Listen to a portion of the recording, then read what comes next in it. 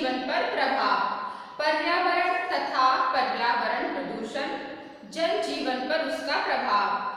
तो हमें इसमें सबसे पहले पर्यावरण पढ़ना है, उसके बाद पर्यावरण प्रदूषण क्या होता है वो पढ़ना है, और उसके बाद पर्यावरण प्रदूषण होने का या पर्यावरण के प्रदूषित होने का हम पर क्या प्रभाव पड़ता है ये पढ़ना है। तो हम एक एक करके इन सबको पढ़ेंगे। तो बच्चों सबसे पहले हम पर्यावरण क्या होता है ये जानेंगे। पर्यावरण का अर्थ एवं परिभाषा हमें जानना बहुत जरूरी है। पर्यावरण का अर्थ, पर्यावरण शब्द दो शब्दों के संयोग से बना है। पर्यावरण शब्द दो शब्दों के संयोग से बना है, परि और आवरण। परि प्लस आवरण, तो दो अलग अलग शब्द हो गए, मतलब एक ही शब्द है लेकिन वो दो अलग अलग शब्दों के योग से बना है। परि का अर्थ होता है चारों ओर, परि का अर्थ होता है चारों ओर, और आवरण का अर्थ होता है घेरा। आवरण का अर्थ होता है घेरा या फिर ढका हुआ। आवरण जैसे कहते हैं आवरण ओढ़ रखा है, यानी वो ढका हुआ।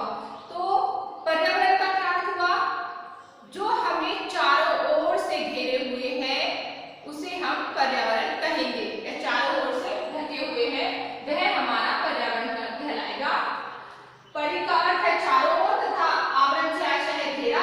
कहा जा सकता है कि पर्यावरण का अर्थ है चारों ओर का घेरा, चारों ओर का घेरा। और चारों ओर से हमें क्या घेरे हुए हैं, तो अगर आप अपनी नजर दौड़ाएंगे तो देखेंगे कि हमारे चारों तरफ तो है वायु है, आकाश है, पेड़ है, पौधे हैं, हमारी धरती है, और क्या क्या है, लोगों के बनाए हुए घर हैं, बिल्डिंग्स है, रोड है, और क्या चीजें हैं, मंदिर मस्जिद, इतनी सारी चीजें बनाई गई हैं। तो आप अपने चारों तरफ जब देखोगे तो ये सारी चीजें आपको देखने को मिलेंगी।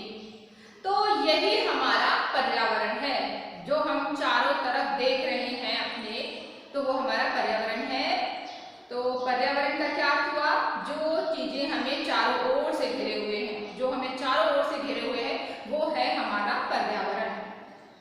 तो ये आपको समझ आ गई होगी इसका अर्थ। अब इसकी परिभाषा, कई विद्वानों ने परिभाषा दी है, लेकिन जो बहुत अच्छी परिभाषा मानी जाती है वो हर्शोकोविट्ज की परिभाषा मानी जाती है। उन्होंने कहा है हर्शोकोविट्ज के अनुसार सभी बाह्य दशाओं और प्रभावों का योग है पर्यावरण, यानी यह पर्यावरण सभी बाह्य दशाओं और प्रभावों का योग है जो जीवों के कार्यों एवं विकास को प्रभावित करता है। हर्शोकोविट्ज ने कहा है कि जो पर्यावरण है सभी बाह्य दशाओं का योग है। तो एक बात याद रखेंगे कि जो पर्यावरण होता है वो बाहरी होता है, यानी चारों तरफ से बाहरी चीजें हमें घेरे हुए हैं। तो बाहरी दशाओं का योग है जो मनुष्य के या हमारे किसको प्रभावित करती है, जो जीवों को प्रभावित करती है, कार्यों को प्रभावित करती है, उनके विकास को प्रभावित करती हैं। तो ये तो पक्का हो ही जाता है कि जो पर्यावरण है तो उससे हमारा विकास प्रभावित होता है। जितना अच्छा पर्यावरण मिलेगा उतना ही अच्छी ग्रोथ होगी किसी भी पर्सन की, किसी बच्चे की, किसी वयस्क की या किसी वृद्ध की। सबसे अच्छा पर्यावरण मिलने पर ही अच्छी उसकी ग्रोथ होगी, उसका डेवलपमेंट होगा।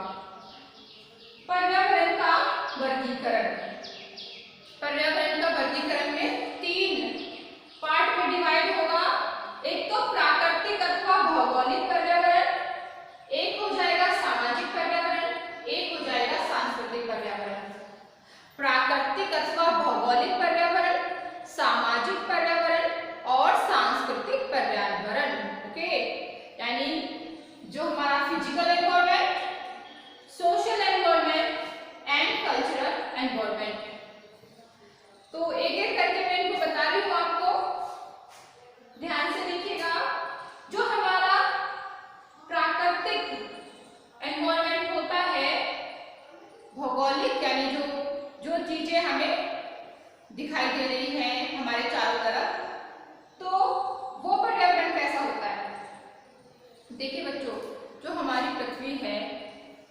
भी अपने हमारा जो एनवायरनमेंट है उसके मंडल है, जैसे जीव मंडल, जल मंडल, वायुमंडल, इस तरह से। तो ये सारे मंडल भी हमारे जो प्राकृतिक पर्यावरण में आ जाएंगे। और इसके अलावा जो जैसे हमारा जल है, वायु है, आकाश है, पेड़ पौधे हैं, हर तरह की वनस्पति जो है, जीव जंतु हैं, जितने भी जीव जंतु हैं, तो ये सारे जो भौगोलिक पर्यावरण के अंतर्गत आएंगे। भौगोलिक पर्यावरण जो है वो इस तरह का है कि मानव का उस पर ज्यादा प्रभाव नहीं है। मतलब मानव काफी कोशिश करता है उस पे पर्यावरण पे, भौगोलिक पे विजय पाने की, लेकिन उसका ज्यादा प्रभाव नहीं है। वो प्रकृति द्वारा कंट्रोल है। और ये जो पर्यावरण होता है तो ये हमें प्रत्यक्ष दिखाई देता है। ओके, नेक्स्ट हमारा है सामाजिक पर्यावरण, सोशल इन्वायरमेंट। तो ये जो प्राकृतिकता मनुष्य द्वारा निर्मित नहीं है, वो जो नेचर द्वारा निर्मित है, प्रकृति द्वारा निर्मित है।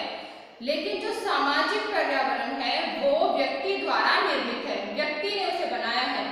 जैसे इसमें क्या क्या होता है, एक परिवार होता है, पास पड़ोस होता है, हमारे खेल समूह के जो लोग व्यक्ति होते हैं वो बच्चों के साथ जो उनके खिलाफ खेलते हैं वो, और समुदाय जो हमने बनाए हैं, जो संस्था, तो संस्कृति का भाग हो जाएगा। तो जो हमने समुदाय बनाए हैं, और जो विद्यालय है, और जितने भी रिश्ते नाते हैं जो मनुष्य ने अपने लिए बनाए हैं, तो वो सारे सामाजिक पर्यावरण में बनाएंगे। क्योंकि ये मनुष्य ने खुद बनाया है, तो जितनी भी चीजें मनुष्य द्वारा बनाई गई होंगी वो इसमें आ जाएंगी। सांस्कृतिक में मनुष्य द्वारा बनाया गया होता है, लेकिन वो थोड़ा डिफरेंस है उसमें, मैं इसमें अभी बता रही हूँ आपको।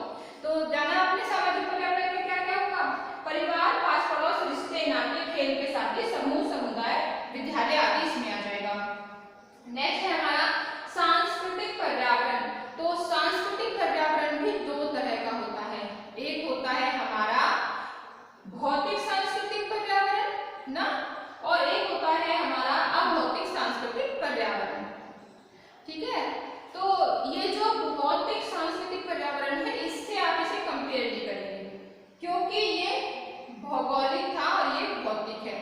भौतिक यानी ऐसे आर्टिफिशियल।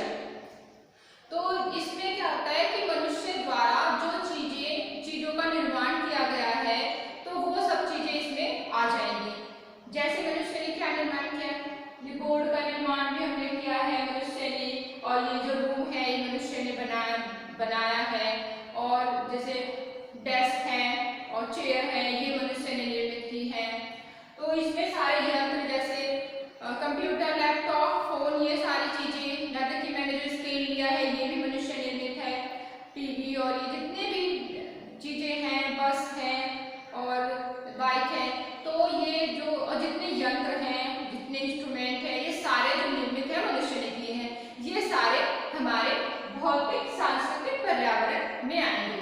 ओके, नेक्स्ट है इसमें ही अभौतिक सांस्कृतिक पर्यावरण। तो अभौतिक सांस्कृतिक पर्यावरण में है कि ये भी मनुष्य ने बनाए हैं, लेकिन इनका ये डिफरेंस है कि ये इनको हम छू नहीं सकते। देखो, भौतिक को हम देख सकते हैं, छू सकते हैं, अभौतिक को हम देख और छू नहीं सकते, इनको सिर्फ फील कर सकते हैं, इनको फॉलो कर सकते हैं, इनका अनुसरण कर सकते हैं। इसमें जैसे धर्म, हमारी संस्कृति, हमारे रीति रिवाज, कानून, हमारा जो कल्चर, रूढ़ियां, परंपराएं, तो ये सारी चीजें दिखाई नहीं देती, लेकिन बनाई तो मनुष्य ने ही है, ये प्रकृति ने नहीं बनाई। ये जो धर्म है ये भी मनुष्य ने बनाया, जो कानून है ये भी मनुष्य ने बनाया। तो ये सारी चीजें हमारे अभौतिक सांस्कृतिक पर्यावरण में हैं। एक बार फिर से रिवाइज कर लेते हैं। देखिए,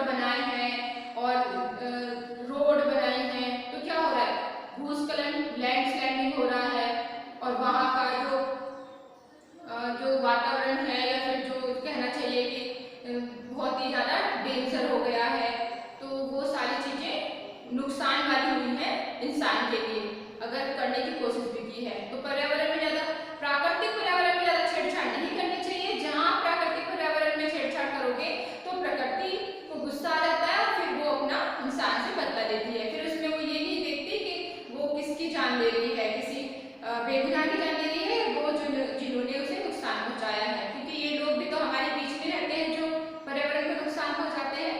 तो भौगोलिक पर्यावरण मनुष्य कुछ नहीं कर सकता, इसमें वो प्रकृति द्वारा बनाया गया है। जैसे हमारा जल है, पेड़ पौधे, जीव जंतु, आकाश, नदियां, ये सारी चीजें हमारी जो होगी वो भौगोलिक पर्यावरण के अंतर्गत आएंगी, या इसे प्राकृतिक पर्यावरण भी कहेंगे। जो सामाजिक पर्यावरण है तो उसका निर्माण मनुष्य ने किया है। हमने अपने लिए परिवार बनाया, रिश्ते नाते बनाए, पड़ोस बनाया और विद्यालय और समुदाय, जितने भी समुदाय होते हैं तो वो, ये सारी चीजें सामाजिक पर्यावरण में आएंगी। जो सांस्कृतिक पर्यावरण है तो उसके अंदर भी दो तरह का सांस्कृतिक पर्यावरण होता है। एक तो बताया था आपको भौतिक, यानी जो आर्टिफिशियल या होता है वो पर्यावरण, और एक होता है सांस्कृतिक पर्यावरण। तो इसमें जैसे जो मनुष्य ने यंत्र और ये चीजों का निर्माण किया है, इतनी मैंने आपको बताई थी, जैसे फैन है या फिर ये बोर्ड है या फिर ये स्केल है, चेयर, टेबल, कंप्यूटर, लैपटॉप, और जिस पर मैं वीडियो बना रही हूँ इस टाइम, मोबाइल फोन, वो भी। तो ये सारी चीजें हमारे जो आ जाएंगी वो भौतिक सांस्कृतिक पर्यावरण के अंतर्गत आ जाएंगी। और जो दूसरी जैसे रीति रिवाज, धर्म, कानून, परंपराएं, रूढ़ियां, ये हमारी अभौतिक के अंतर्गत आ जाएंगी। भौतिक और अभौतिक में एक बात याद रखेंगे कि भौतिक को हम टच कर सकते हैं, छू सकते हैं, देख सकते हैं, यानी ये होती है मूर्त वस्तुएं, और जो अभौतिक होते हैं उसे टच नहीं कर सकते, देख नहीं सकते, इसलिए होती है अमूर्त वस्तुएं, अभौतिक। तो ये बच्चों इतना मैंने इसमें बताया है आपको। अब जो नेक्स्ट वाला इसमें मैं बताऊंगी कि पर्यावरण प्रदूषण क्या है ना, क्या होता है पर्यावरण प्रदूषण, और इंसान ने पर्यावरण को बहुत प्रदूषित कर दिया है। तो वैसे तो हम लोग जानते ही हैं, न्यूज़पेपर में, टीवी में, हर जगह पर्यावरण प्रदूषण का नाम सुनते रहते हैं और हमें पता भी होता है क्या क्या होता है। लेकिन एक बार फिर हम जो बुक में है वो डिटेल से पढ़ेंगे कि पर्यावरण प्रदूषण क्या होता है और किस तरह से हमारे जीवन को ये प्रभावित करता है।